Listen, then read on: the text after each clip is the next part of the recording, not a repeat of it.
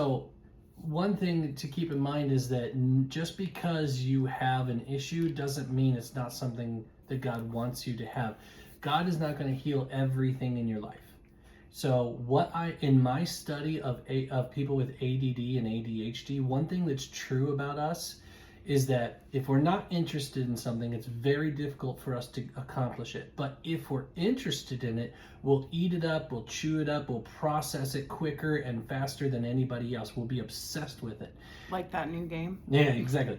And so what you need to do is, okay, I have this. I've asked God to heal it. He hasn't healed it. So how does he want me to use it instead? So maybe he wants you to have a testimony in spite of whatever the illness is, or maybe if it's like ADD or ADHD, he wants you to use it to your advantage. I use mine to my advantage. I am able to process large chapters of the Bible and expel it back out to people in ways that they understand it. That's a gifting God has given me. And I can't do that. But it's a part of how my brain is wired. So understanding that has helped me do that. So instead of saying, God, can you please fix this? Say, God, can you please use me? And allow him to show you he can use you. Depression is the name of this one. Oh, go ahead. I dealt with this for 11 years in a heavy way for several years. I stayed faithful to God throughout those years. It wasn't about my faithfulness or anything else. It was literally a struggle.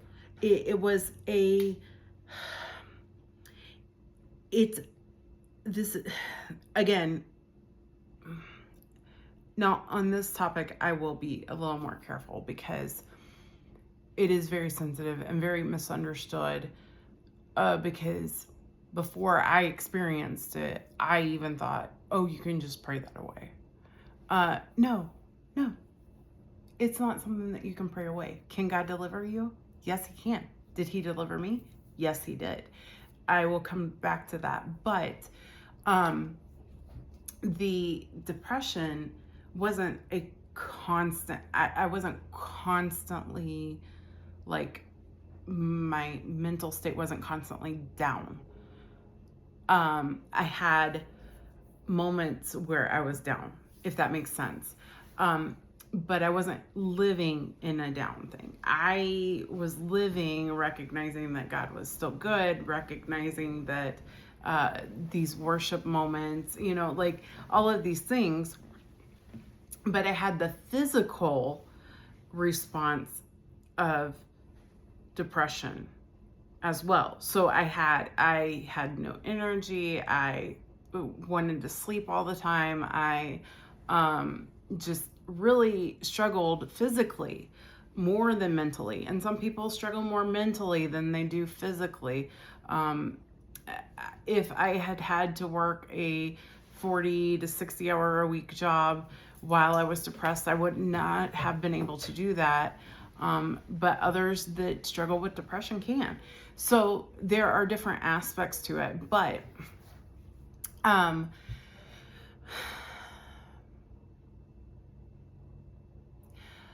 I believe that we go through each of these things for a purpose, right? I went through it for a purpose, right? In the middle of it, I was in purpose. On the other side of it, there was purpose. Do I wish he had delivered me right away? Yeah, of course. But I lived through it, right? I made it through that because I knew on the other side there was peace, there was hope. And maybe you're struggling with knowing that peace. Maybe you're struggling with knowing that hope that comes from Jesus as the healer. Maybe he's choosing not to heal you for a purpose. Our sermon on Sunday talks about like going through these things for purpose. Like, what is the purpose? What do I do in the meantime? How do I find purpose in this? Where we embrace the pain and then we call on Jesus. We don't run away from it. We face it head on because even in the pain, even in the struggle, even in the depression, he's still good and he's still there for us. So that is an aspect of it as well. But yes, pray, ask for deliverance, ask him to give you peace, even if he has to do it day by day, moment by moment. Ask for that, because eventually moments by moments turn into days by days, and eventually that turns into complete healing. My story is a little different, because I was depressed, and in 10 years, I had gone through 11 different depression medications because I metabolize high. And so my meds would start out on almost the highest dose, and then I would inch up a little bit. And by a year, it was time for a new med because I couldn't go up anymore. And so I had to keep changing meds, and it was exhausting. It would work for a little while and then it wouldn't. And I could always tell whenever my med stopped working as well as it should have, because I would just leave the clothes in the laundry basket instead of putting them away right away. Yesterday I did laundry, and my laundry is waiting for me to put it away, but it's laying on the bed. But I'm not depressed. I have learned that that's no longer a trigger for me. I was just so busy yesterday that I didn't get to it, or I needed to slow down myself and not get to it yesterday. So like those are the things now that I look at, and you can turn it down a little bit if you need to.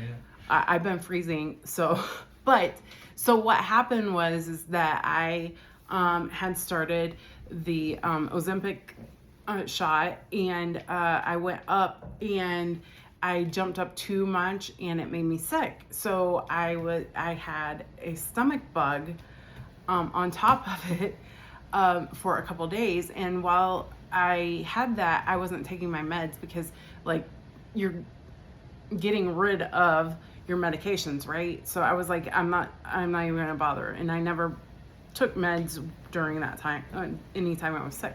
So did it accept? Did that thing down there. I didn't realize it kicked me out. Okay. There you go. When you take a phone call, it kicks you out. So Hold on. Good, go ahead. So I was sick for a couple days and didn't take meds. And then I wasn't even thinking about that, right? And I was in bed for, I think it was 5 or 6 days with on and off fever. I just felt terrible. I couldn't eat anything. Like it was really bad.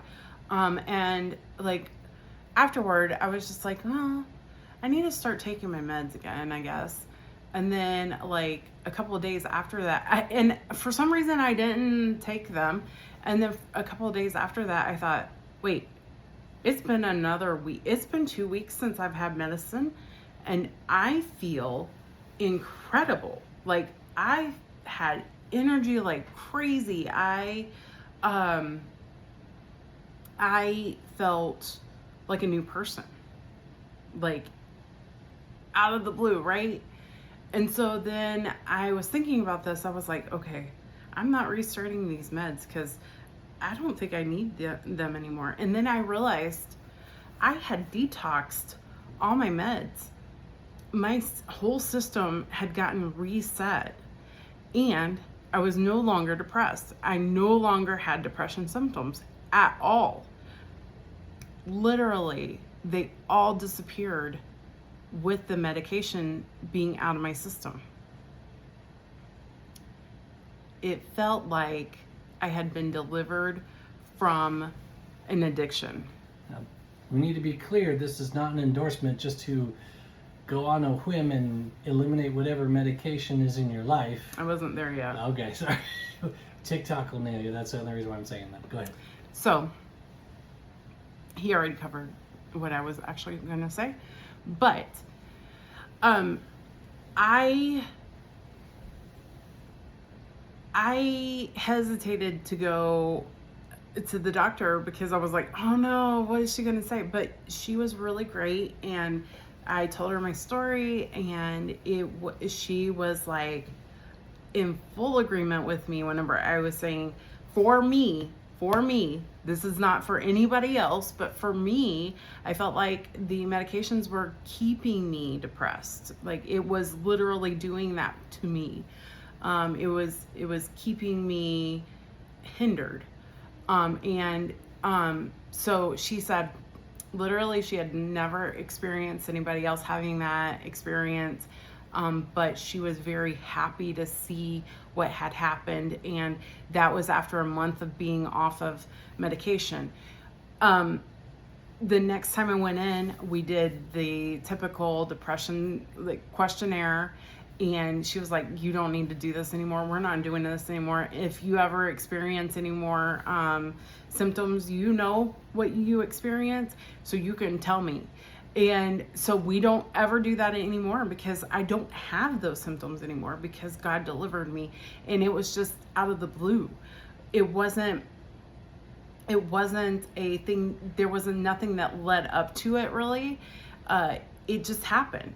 And so who knows what God has in store for you, what his plan for you is.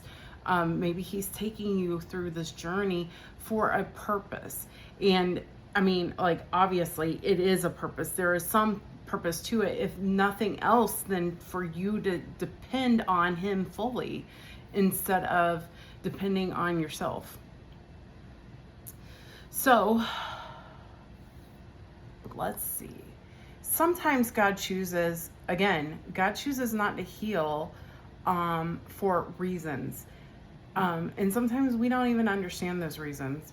Yeah, as God told Paul, my grace is sufficient for you. Paul had what he called a thorn in the flesh, and it's debated as to what exactly that was. But the point is that God said no to him, and it wasn't about he didn't have enough faith. Right. And when we endure, endurance builds perseverance, right? Or not perseverance. I mean, that's the same thing. It leads to character. Yeah. And so with Hebrews, got to get out my old Bible so I can like flip to it really fast because I can see it on the page. It's Romans. It's Romans 5. Why did I say Hebrews? 3-5. Oh, but I could see it on the page. I know you where can it like is. visualize it. Yeah. Yeah. So, and not only that, we also know, well, okay, let's start at Romans 5:1. Therefore, having been justified by faith, we have peace with, oh, look at that. Here we go. We have peace with God through our Lord Jesus Christ, through whom we have access by faith into this grace in which we stand and rejoice in hope of the glory of God. And not only that, but we also glory in tribulations, knowing that tribulations produces perseverance, which is a big word for endurance, which is a big word for keep going. And perseverance produces character, which is refined. Like I have this attribute of building you as a person. Yeah. And refining always means honing in, like creating it better. Purifying. Well, not only Sometimes, that, but yeah, I guess also like I'm going to keep working at this until it's better and better and better. Mm-hmm. That's the idea, that character produces character. And hope does not disappoint because of the love of God has been poured out in our hearts by the Holy Spirit who was given to us all. So in that, we know that there are triumphs even in our troubles. Even if our suffering only lasts for this life, there is a life to come where there is no more suffering, right? So, but that's not even where I was even imagining that verse. There's another. Hebrews 12:1. Did I not say Hebrews to start with? Well, you said Hebrews, that's why I looked that one up. I was thinking that might be what you're thinking of. Maybe. Because it talks about endurance. No. Hebrews 12:1. Let this verse be an encouragement to you in this suffering.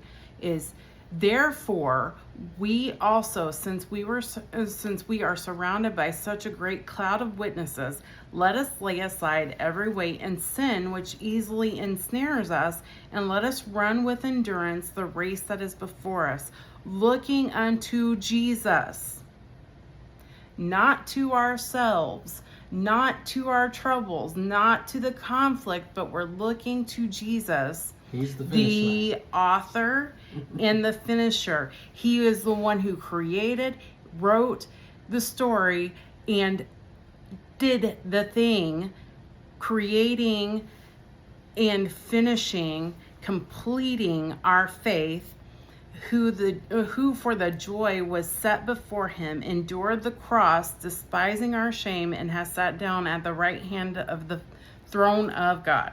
As he says elsewhere, he who began a good work in you is faithful to complete it. Who said it?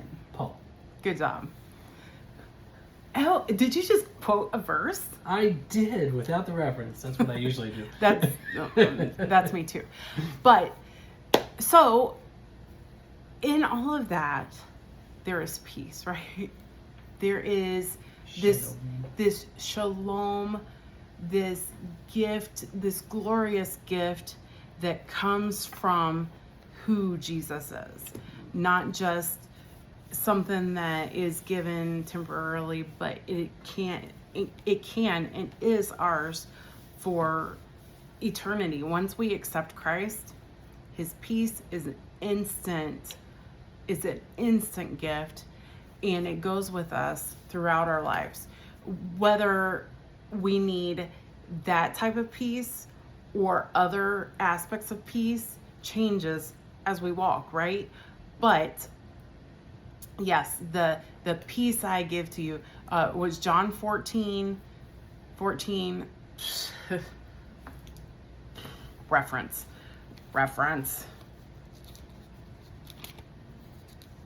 27 14:27. Yes, he is giving us peace, and peace to walk out life as well. So that's what I had to share today. I did enjoy all of this extra chatting and questions and tying all of this stuff back together. It always ties together. Somehow it always ties together. And God, I say this every time I do a live Bible study, is that every time I do one of these, I have notes, but then God always illuminates, and he always gives all of this extra stuff, all of these extra little details that I didn't even think out, right?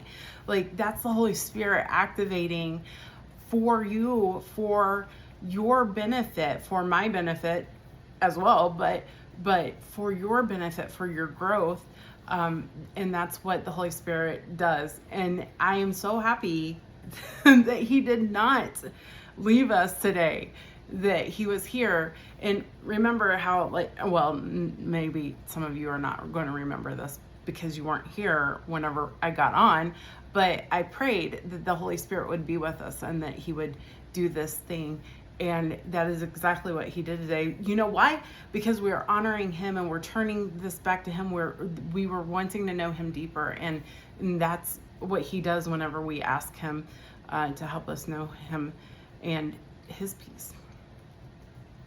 Did you have a statement? No, I am doing this. Okay. He looked like he was about to say something. Yep.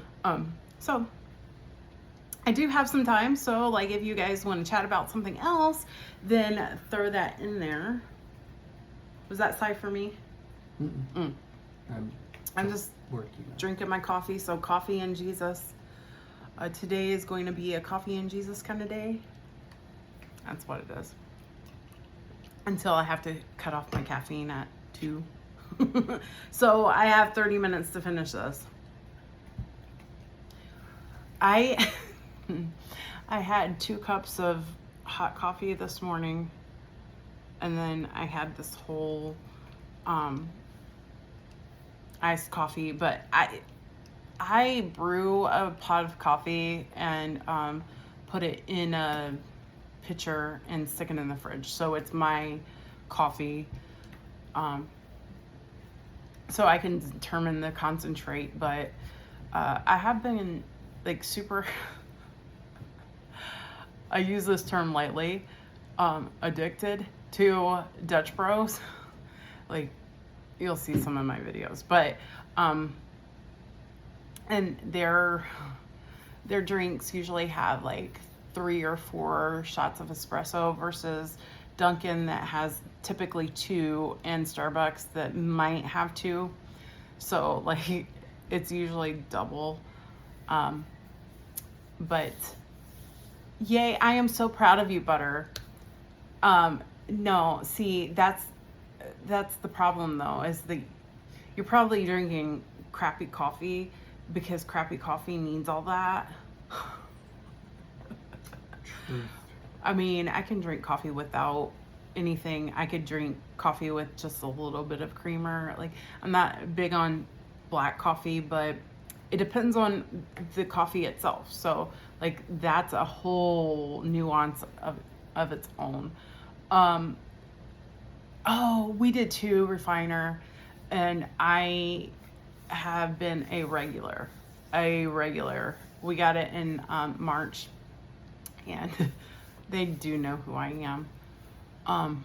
Eventually they'll learn my name, but they're like, hi, when I walk up to the window, because I always order, like, wait, here's a tip, especially since it's newer, order on the app. You can like modify it so much, but order on the app and order it like 30 to 45 minutes before you even plan on going there, because like if they're still new, it's probably going to take an hour, and if you're sitting in the drive-through, it's going to take a long time. So if you get in the drive-through, I would order it right then, because it takes them 10 minutes to get the order. But anyhow, like, that was a side quest. Sugar-free cream. I do the sugar-free creamers as well. That I love how Dutch Bros has a ton of sugar-free options. Then I can make it however I want it, and I don't have to think about the carbs of it. It's just so much nicer. And yes, even would you say the Dutch Bros, like the black coffee, is better than the Starbucks black coffee? Well, not strength, but depends on flavor. which roast you get. I like the blonde roast better at Starbucks, but they don't typically use that. They typically use the Pikes Peak, right. which I would say Dutch Brothers taste better than the Pike Peak. I will say that there's a faint taste of the Dutch Brothers black coffee that kind of tastes like a soft pretzel. It's kind of weird. The soft pretzel. But it tastes like a soft pretzel. Yes. He knows all about coffee because that's what he does for a living. So, but Fort Wayne is getting a 7 brew. So it'll be interesting to compare the two. They don't do stickers. Sticker book. My sticker book that I had to create because I didn't know what to do with stickers. Like, I really don't know what to do with these stickers except for this. So, but I have doubles because I usually buy 2 drinks. And then, like, not quite a connoisseur, but knowing your stuff. Knowledgeable. Knowing our stuff is pretty much it. But, I'm not picky, I just know it. Oh. Meg says 7 Brew does have stickers sometimes. Okay, so Dutch Bros does a sticker every first Wednesday of the month, and then they also do other like sticker drops, and they'll do I don't know what I did with it, but they have like a gibbets. It's gibbets, right? Like on Crocs. I put it on my Bible bag. These little things came from, well, these two bottom ones came from Dutch Bros. And then they do other little giveaways sometimes too. I just like how they engage us beyond the drinks and things that they serve. So. Yeah, apparently it's a whole culture thing. Yet, it's a culture thing. And I didn't look to see if they like announced like how much they ended up giving to the MDA I'm sure research you can look it up. Yeah. for ALS. One of the founders, one of the bros, had ALS, and so every year they do an annual donation for every purchase, and they call it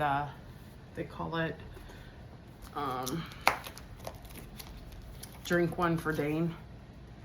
And so then they give out stickers, but they also donate. So it's really pretty cool. I am very fond of the culture. Ooh, car coasters. That'd be really cool. It would be really nice if Dutch Bros did something like that too. But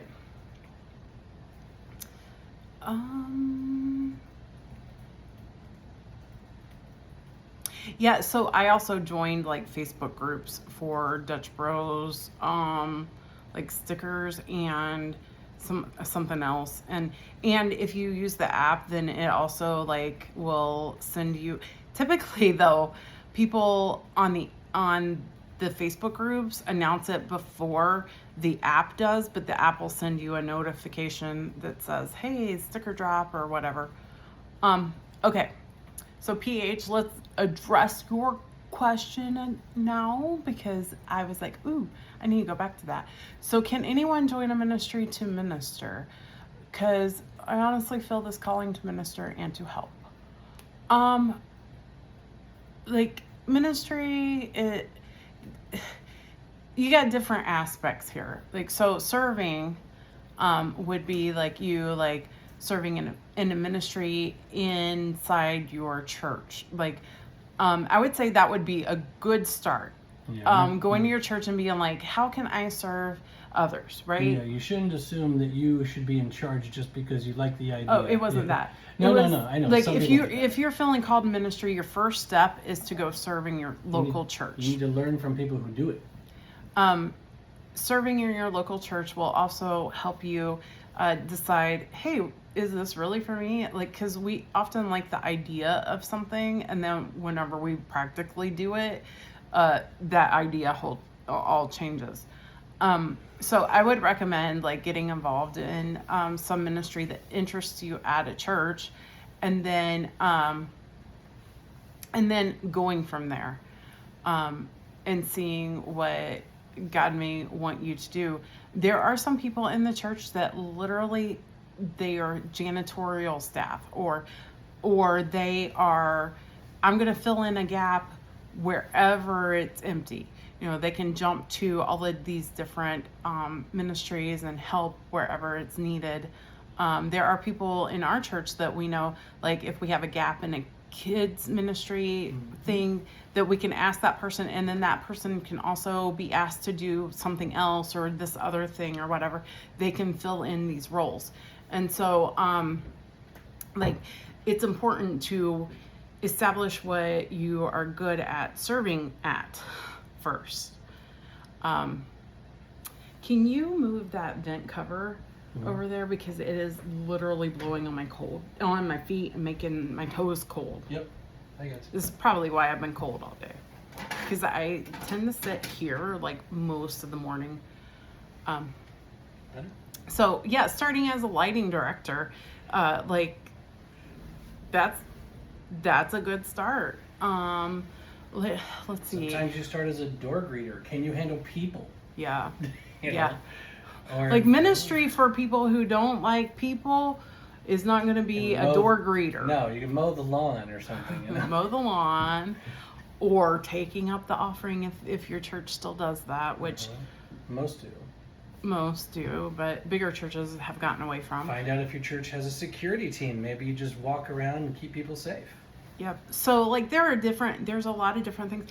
And if you're called to, if you feel like, hey, you know what, I see a need, we don't have somebody serving that, go to your pastor and talk to him about it. Like if there's nobody that walks around making sure that people are where they're supposed to be, when they're supposed to be there, or the kids don't disappear, like that security person, if that's not in your church, then you might go to them and be like, hey, I kind of want to start this and go from there. And you know, you never know, that might not be for you, but somebody else steps up and is like, hey, I need to do that, you know, that sort of thing. So starting in on something simple is the beginning of the call.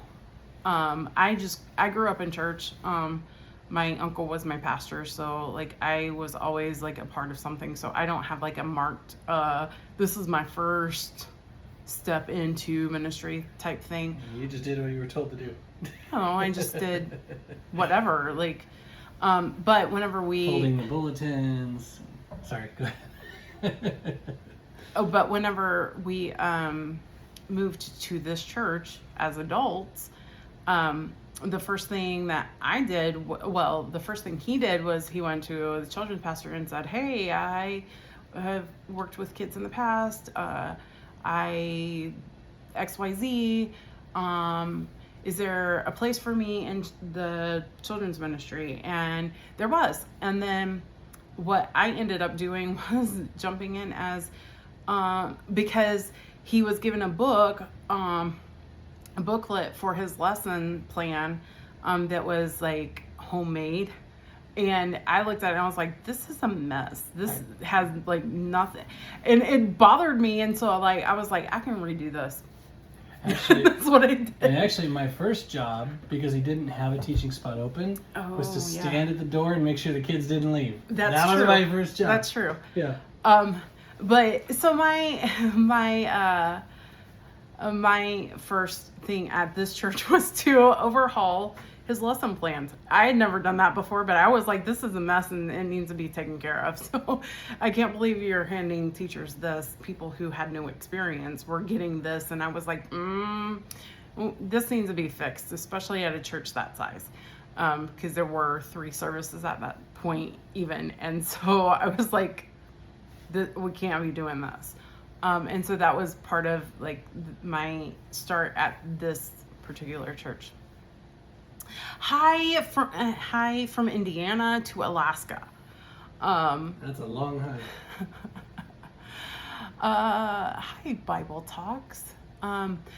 We actually discussed what I started my live discussing. So with that said, I did record the discussion. So Shady got saved in Babylon. I can't. Sorry, go ahead. I will be uploading it to YouTube as well, and then it's just a raw video that, like, I'm not even looking at the camera. So if you want to listen to it, you can go back and listen to it. But we talked all about peace, the Sar Shalom, which is Prince of Peace, that Isaiah 9:6 talked about. So that is really awesome, Shady.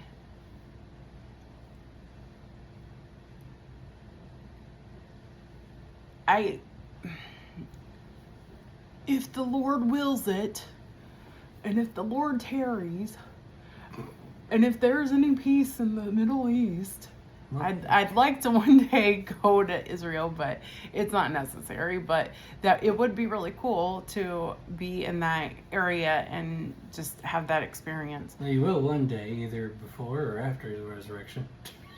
I'm talking about in this life.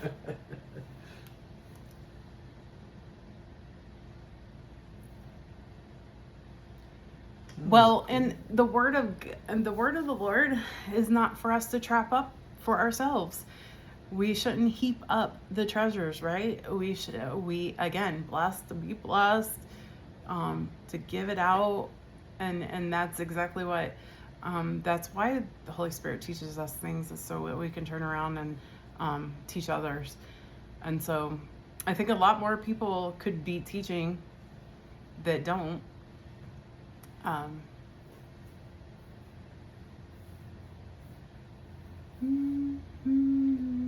don't know who PH315 is. That's my buddy. That's your buddy? Because they never say anything, but they like your video. He was the one that asked about ministry thing. Ah, okay. It's like I see him liking the live a lot. I'm just calling him out for that. That reminds me, I sent 5 packages out this week through the Dinks ministry, like through Sunny and Dinks ministry, and I do have to get their tracking numbers to them. But PH, you have a package on the way, sir. Oh, clicker. I'm good. I love it. I like it. We still got to come up with like an overall name for the ministry, though. Yeah. Okay. So a couple of you are like normal people or whatever, but normal. our faithful friends, Our core group. our core friends, they're friends. At our core is butter.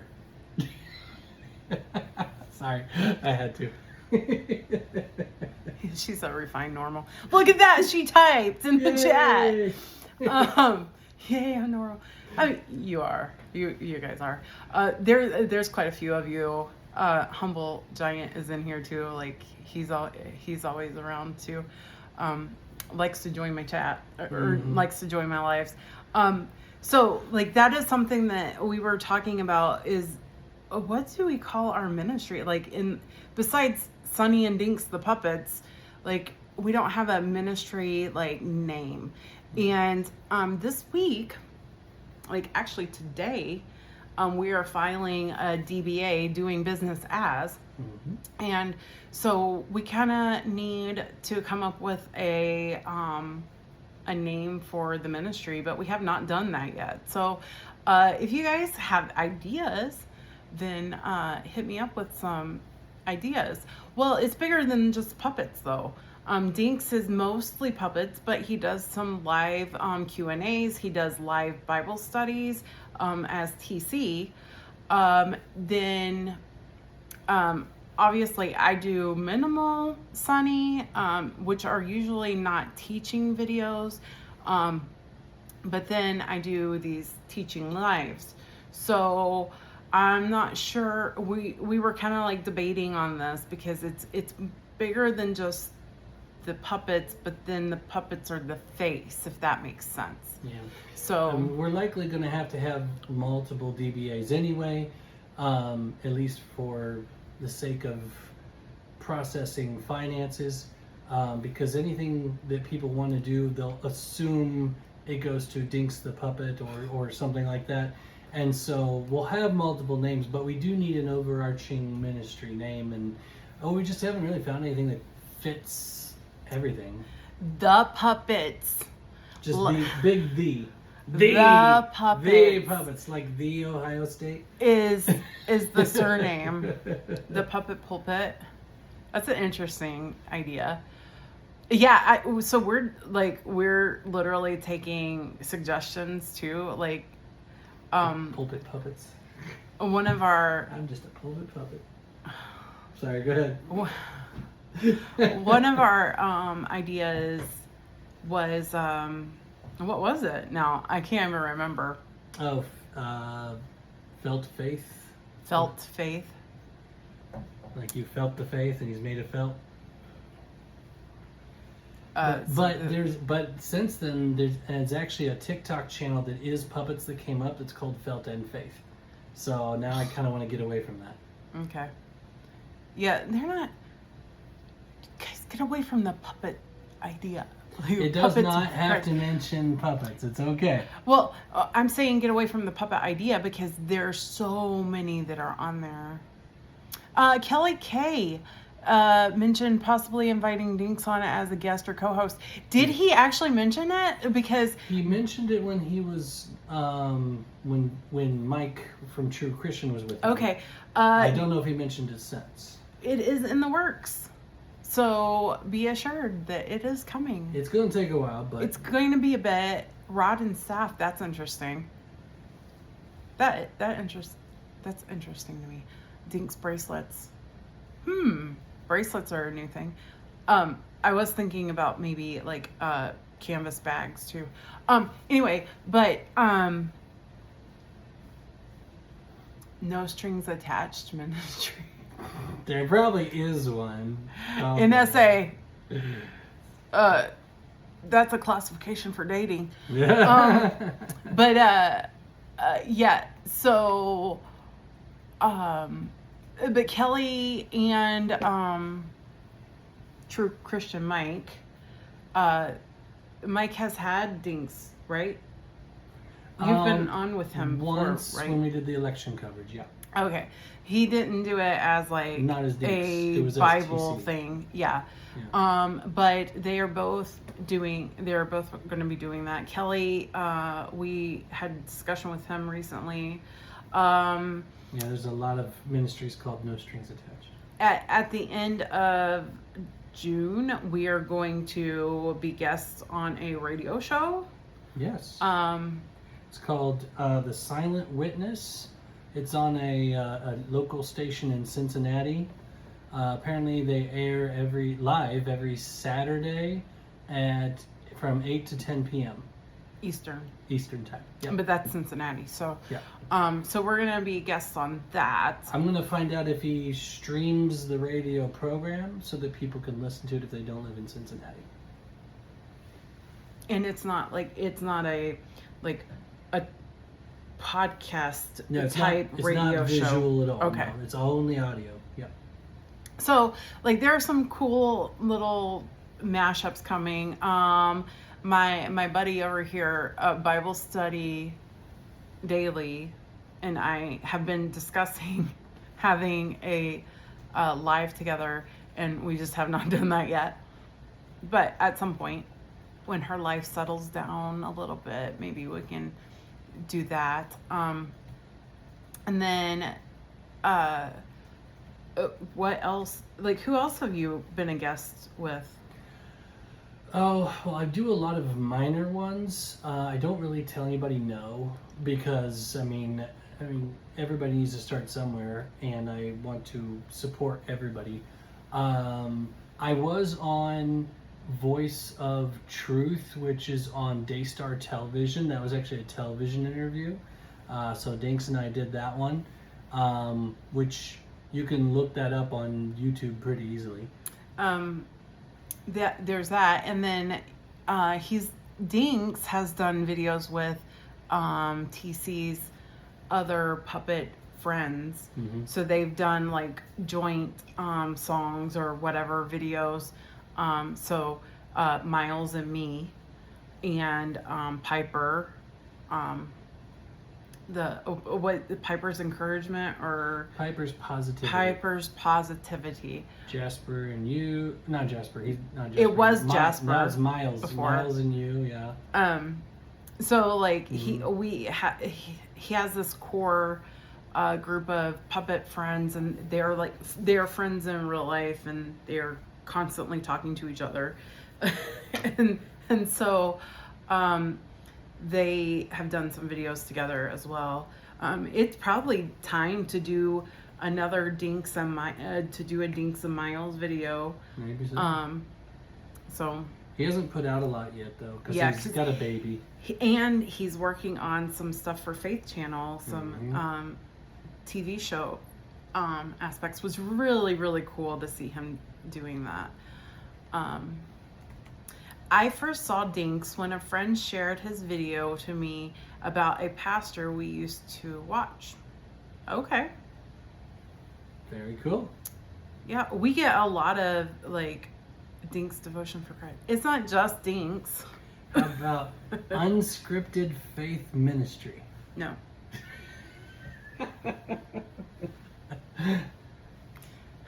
Oh, there goes that idea. We get a lot of these, like, how I met Dinks. I really should do a video that's a Sunny video that says, like, how did you meet Dinks? That's right. And did the But then I have to answer the how I met Dinks. That is true. But the great question is, did the person who introduced you to Dinks have a beard? Because majority of the time is going to be a yes. There's a lot of gruff guys that love Dinks, and they're not afraid to admit it. I have a huge trucker following. I literally was thinking about the fact that you do the chest up and people have made comments about you having a beard. So I thought you were literally talking about yourself at first until you said something about the truckers. No, I have a huge trucker following. I really do. It's really fun whenever people at church start making the connection, because, like I said, it's a really big church, and like a lot of people know us, but they don't know that unless they've been around for a long time. Because a long time ago, yeah, I have used him in the past. He used him as to do announcements on the family service days. I also used him once to do a talent show.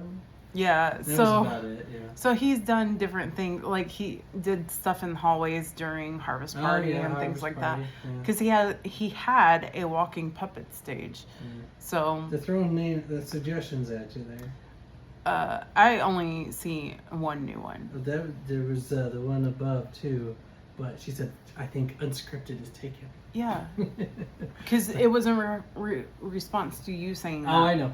But yeah, because Unscripted is actually a friend of mine. He's a popular content creator. Righteous Walk with Christ Ministry. So many words, people. Well, some people like their words, like the Grand Assembly of God's Kingdom Hall. Something like that. How many words can we make our church into? Like I can use 15 words and call ministry at the end. No, you gotta figure out an acronym, and then what can I fit into this acronym that fits the ministry name? This is what the name of my church is going to be. So we can call it TMWOAA, the ministry without an acronym.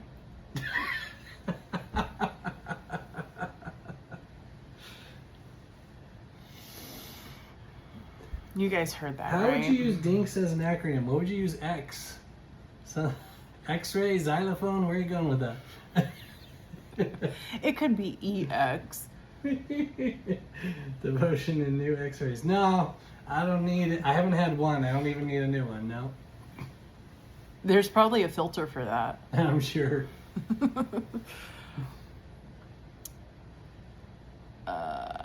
Now they're going to come up with things. Dental. No, denial. Zennial. Oh, denial. Yeah. We're not zennials, actually. Well, yeah, we are. We are. We are zennial. We are.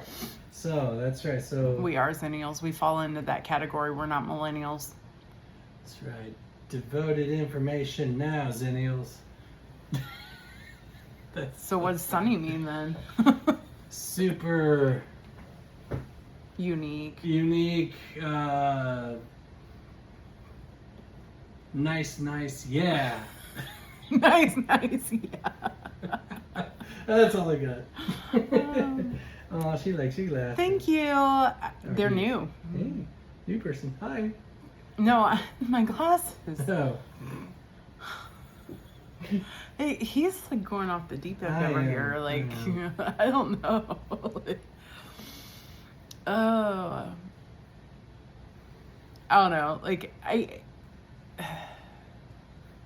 yeah. Pear.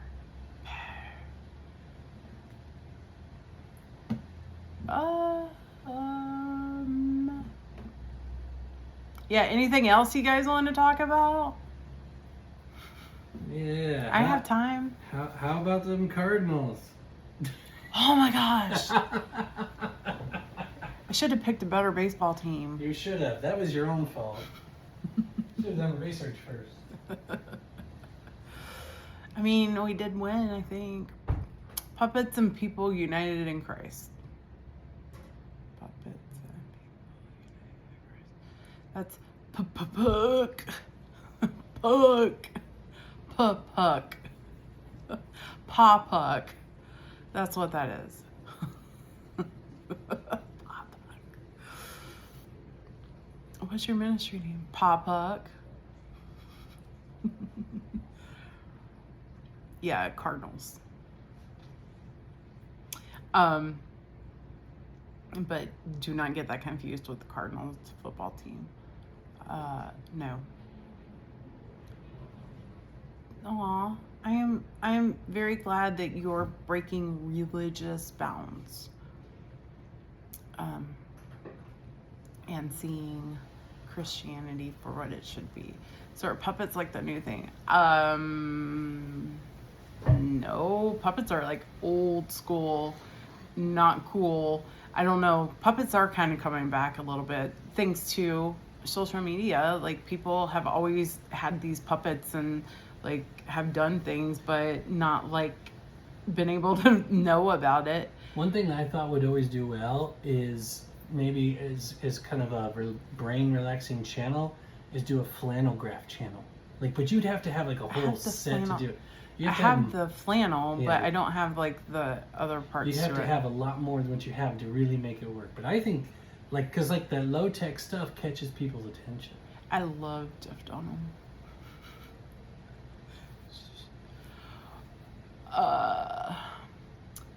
Yeah, ventriloquism is different than puppeting. It's true. It's still very childish. People get it confused. Yeah, people love puppets though.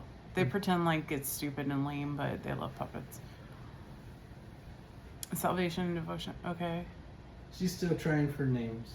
Yeah, that doesn't. I mean, it doesn't fully work for that, but. Hi. Sunny D. Taken. Yeah, we can't do Sunny D.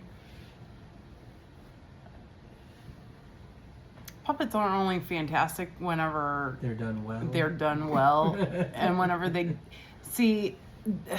Okay, part of my personality is not necessarily perfectionism, but if I can't do it to a level that I'm satisfied with, it frustrates me. And so with Sunny, sometimes I get very frustrated because I'm not mouthing the words correctly. I can do it with my hand without the puppet, but with the puppet, it's way more difficult. Mm-hmm. And so it frustrates me.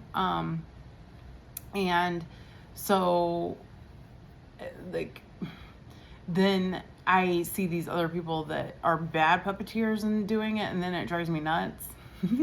Although there are some good ones out there, like Judge Judy puppet. Judgy Judy. Judgy Judy, gotta say it right. She had to change the name. Judgy Judy. Mm-hmm. She's got all the little mannerisms and everything. Jackie. Yeah, oh, she does a really good job of it. And she and I are friends, and Judgy Judy puppet. That's what it is. Judgy Judy puppet. She and I are friends, and I asked her how she got started, and she was like, I just thought it was cool, and so I got this puppet, and like, she had no experience with puppets, and she does an amazing job with it. Very natural. She's naturally talented at doing it correctly, and that's a struggle. That sounds really bad, Butter. They're trying to come up with Dinks and Sunny and combine it. Yeah, don't combine it. That doesn't work.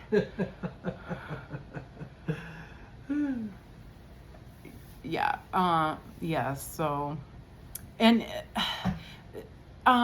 Sunny as a puppet, she is not as easy to manipulate and to use her mouth as say Crazy Cousin Candy.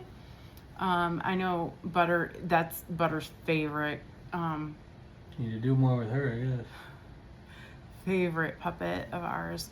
But like, what I like about the Cousin Candy puppet is that she is very easy to manipulate, and it's very easy for me to speak correctly with her. Although she does not have a tongue And So I she think that's looks part creepy. of why it makes her creepy.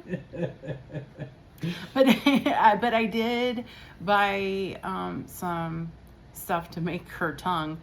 I just have not thought about doing it. Mm. I will get her a tongue. The next time you see her, she will have a tongue. Maybe she won't look so crazy then. But her mouth is a black hole.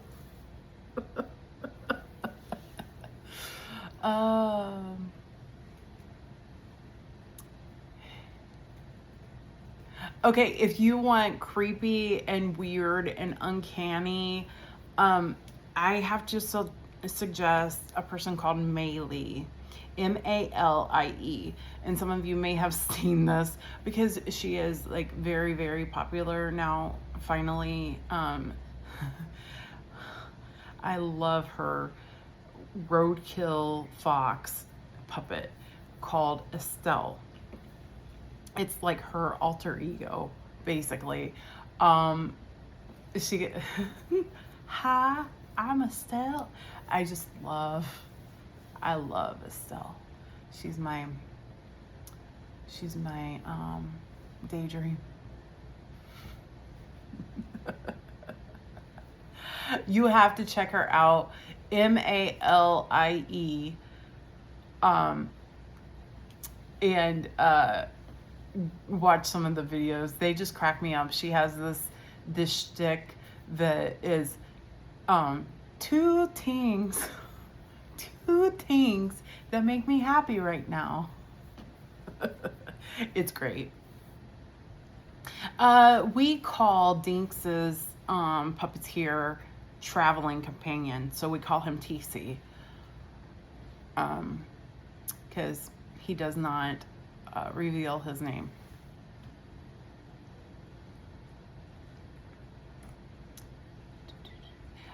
He holds a title of pastor through a local church, but not the office of pastor. No, this is recognized as my ministry.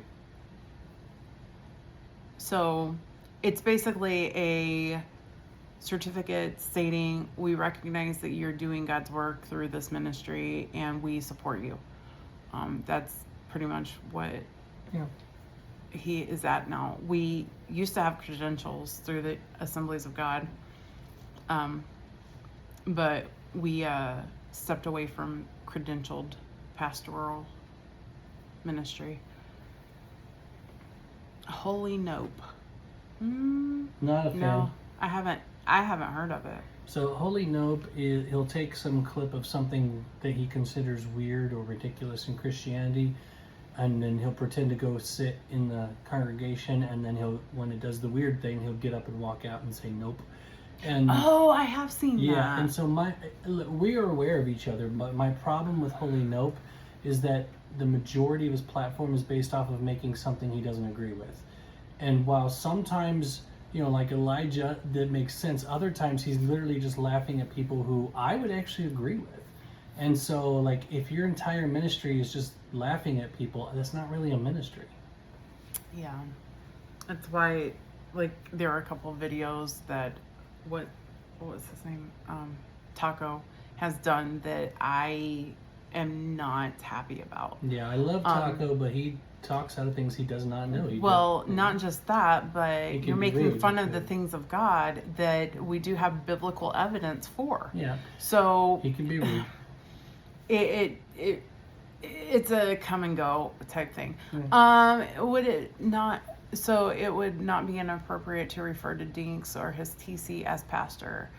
No, it wouldn't be inappropriate, but you have to understand, I'm not your pastor. You need a pastor. You need someone that can be there when you're in the hospital, someone that can be there when you're grieving, someone who can walk you through life. I can't be there for everyone. So you can say that I'm a pastor. Yes, that's appropriate because I have the credentials, but you need your pastor. And maybe you didn't mean it that way, but I get a lot of people that want to refer to me as their pastor, and I'm telling them, no, I can't. Yeah, I don't know that. Well, just clarifying for everybody here. Yeah, he's not taking title. I really don't care It's more of a background thing. Yeah, it's not a thing normal. Yeah, I didn't think you meant it that way either. It's fine. Is this what small groups are for, like Pastor Weiss? Pretty much. I mean, this what we do is basically a small group, like in the lives or are like small groups, because what we're doing is we're having one person kind of teach, and then other you guys are interacting, and like we're coming together and talking about things. That's sweet. If Dink shows up at my hospital bed, I'm going to be concerned. Well, you would be, because he would be also accompanied by some guy that you have never seen. Like what? Either that, or he's there by himself, and I'm asking what drugs you got.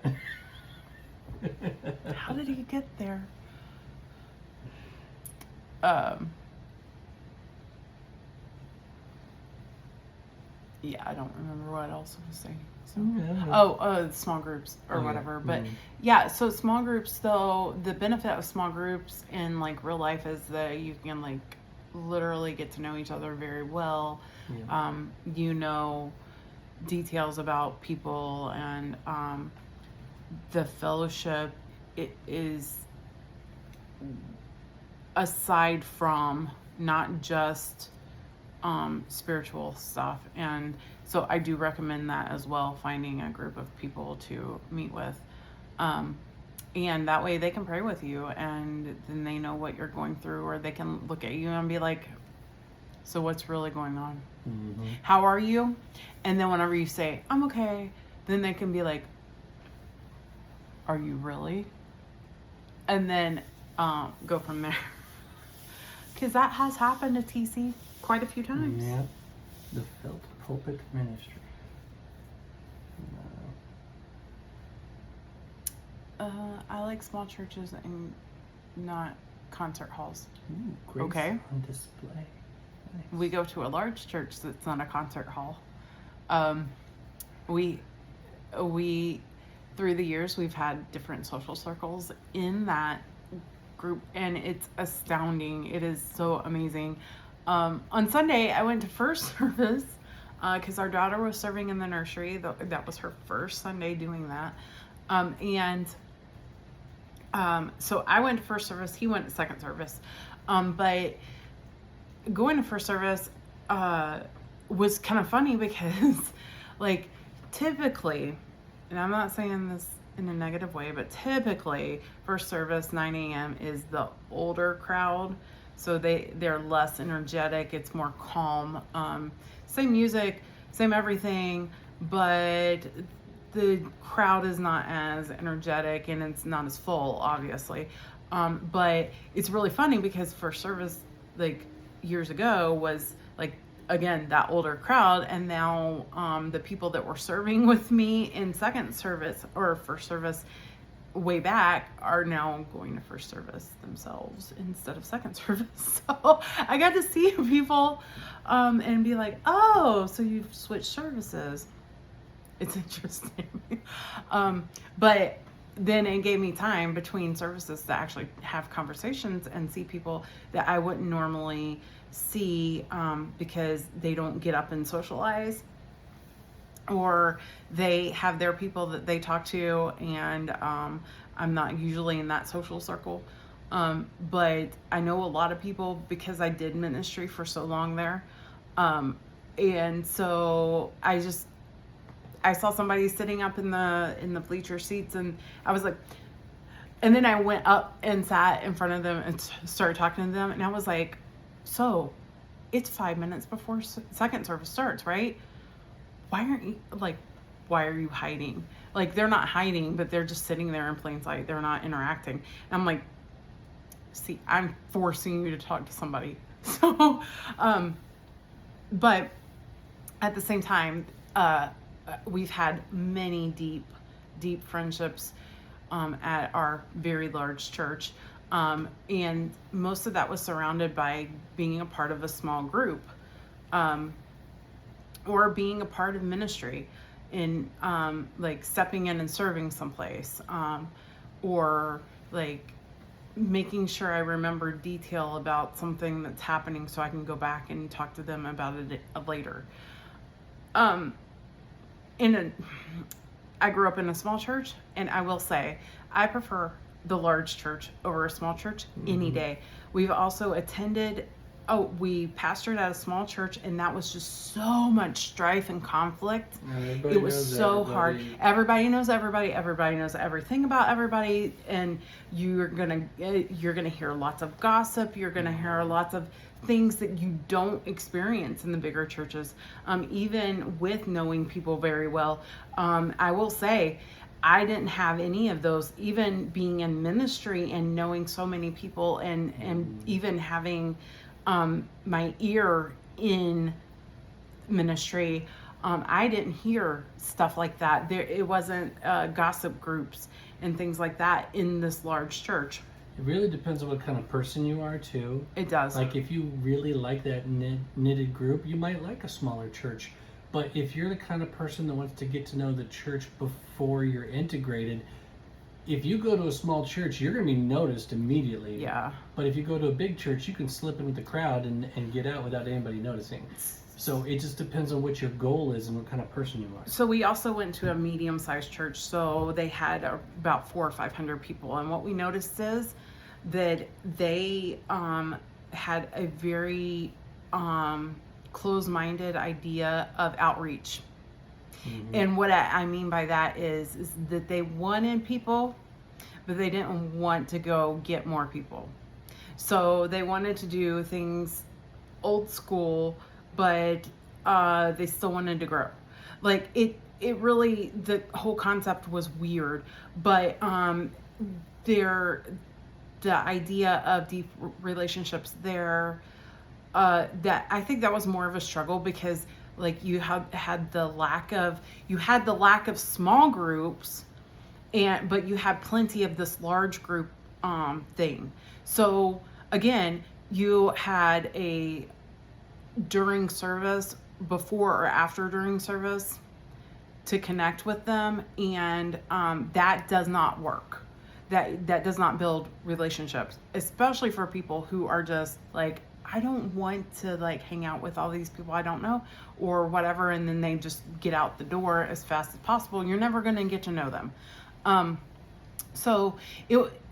I really did not care for the medium-sized church either, because again, I think that they were not engaging enough to create relationships. But the larger church, I'm talking 700 plus, you're going to encounter somebody, at least 2 or 3 people that you can like walk up to and just start having a conversation with. You're going to find multiple people that you have something in common with, or that enjoy the same things that you enjoy or whatever. Like there's more of a opportunity to connect and feel like you're a part of it. And I really feel like that's true for us, even because TC he's not very social at church, but he does know who he can walk up to and start talking to, have a conversation with. It's very interesting because our puppet personas are swapped. Like, I am reserved and Dinks is very outgoing and social, whereas my wife will make friends at the airport, but is shy about using her puppet. And we've already talked about why I don't use the puppet as much, but that is very true. Hi, Dimwit. Long time no see. He's almost ready. Yay! Dimwit is coming along, so you'll be able to see some of his videos soon. Coming up. That's his name. He's not insulting him, that's just his name. He picked his own insulting name. That's right. So over the 3, I not per service, 700, I would say overall. We run on a Sunday, we run between 800 to 1,200. It varies so much between two services. But yes, and your small groups change. Like, you have this opportunity to be a part of like seasonal small groups. So like during the summer, they're going to have like a certain set of groups, and you can go do these types of things. And then like in the fall or winter or whatever, the groups change. Or you could be a part of a care group that continually meets, that doesn't change out just for the season or whatever. But also the benefit of that is that you, again, get to know different people within that church, and you're not still interacting with just the same old people that maybe you don't get along with very well, or you don't mesh with very well, or you just don't feel like they know you or want to know you or whatever. I have people in our church that I've known since we started going to church there, like 19 years ago. It'll be 20 years next year. But I have people that I know, I'm not going to get along with them, and just talking to them is a struggle. Like, I can say hi and bye, and I can be okay with that. And it's not that I don't like the person or they don't like me, but we just don't mesh, and we've tried to have conversations, we just don't mesh. And so, hi and bye with those people. But I know that because I've spent time over the years doing ministry and being in groups and all of that stuff. Mm-hmm. And I'm not causing conflict by trying to push a conversation. There are people, though, that I know their personality on top of. And so I will push them to have a conversation with me and be like, I made that snotty person talk to me. Like, it's a fun thing for me at times.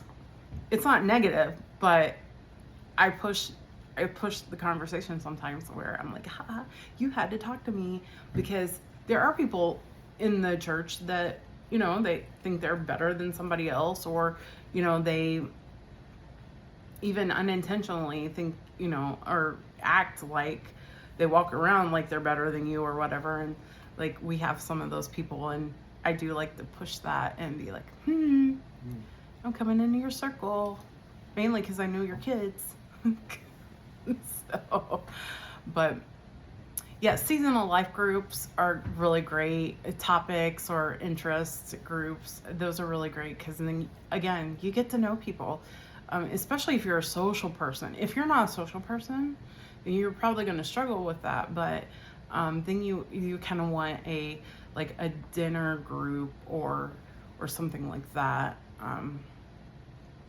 where I will have to say, it is a lot easier to join a group in a church than outside of a church. Like, I don't know how adults that don't go to church make friends. Except in low places. Sorry. Bar friends are not real friends. Sometimes they can be nicer than Christians, though. Sometimes you meet a person at a bar, and then they turn out to be your best friend later. That actually happened.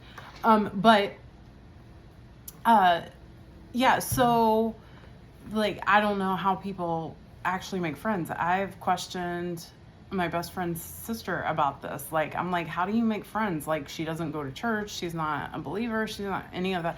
And she had to, like, find these interest groups to even make friends. And I'm just like, I've tried that. That didn't work out for me. But meeting people at work, I don't work, so that was a struggle for me. But I don't have to worry about that so much. I just wanted people outside of my outside of my church circle. And this is something that I have actually talked about a lot through the years, is that, like, getting stuck in just your Christian mode. Okay. Mm-hmm. So we live life in this Sunday to Sunday idea We interact with the world every day, but how many of those people would we call friends versus people in the church, or like going to church, or like making the church your world? That there needs to be a balance. And I think a lot of times, especially in ministry, like I got stuck in, like, all of my friends were all from church. Like, I didn't have any friends outside church. Like, who am I reaching? I wasn't reaching anybody because I didn't have anybody outside the church. I didn't know people outside church. I'm not from around here, so I don't have a history of that. But now I do, because we moved to a new neighborhood, and I'm very intentional about getting to know people, because that I care about that. Because again, I want to be outside the church walls too. I want to reach people outside the church, because it is very true. We are the church that people see. They're not going to walk into a church to see your witness. They're going to see you on the outside of church and what you do and say outside. Yeah, your work friends are outside of the church.